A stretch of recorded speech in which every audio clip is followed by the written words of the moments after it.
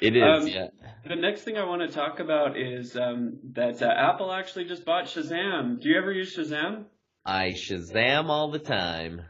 So I remember when Shazam first came out, and I tried to show some friends how cool it was. It's the app where you stick it next to a speaker, and within a few seconds it knows what the song is. And I had a lot of friends push back at first and say, why would I do that? I can just hear the words in the song and then type it in a Google search. Well, there's sometimes where you can't understand what it is, or maybe you're Hmm. listening to a song that's just a beat.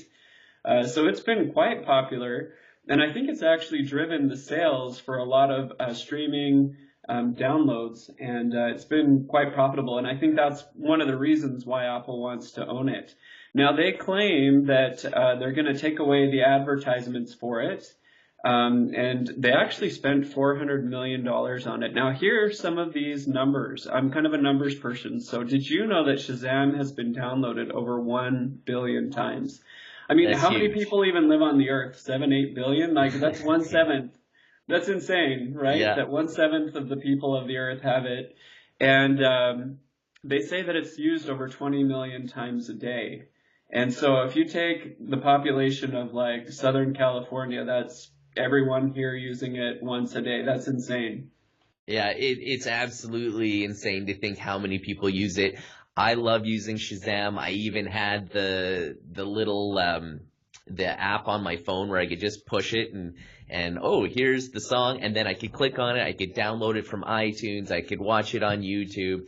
I mean, all these things were a fantastic way to get this music onto my phone. So I think that's why Apple says we don't need advertising. Shazam needed the advertising, and it considered itself a little bit of a radio player, I'm guessing, and that's why advertising naturally fit in with the Shazam model.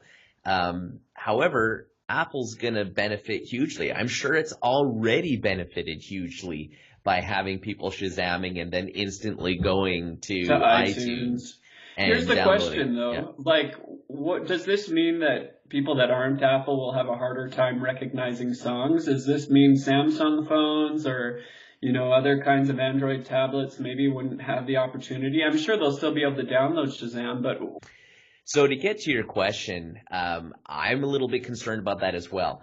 I don't think it will be harder to Shazam a song and know what the song is, or even have access to its lyrics and all the fun things that Shazam is known for. But what I'm concerned about is it may not be as simple to go to YouTube and say, I want to watch the video of this in YouTube. So that's what my concern is. I think that they may try to push um, Google and YouTube out by making it more of an Apple-centric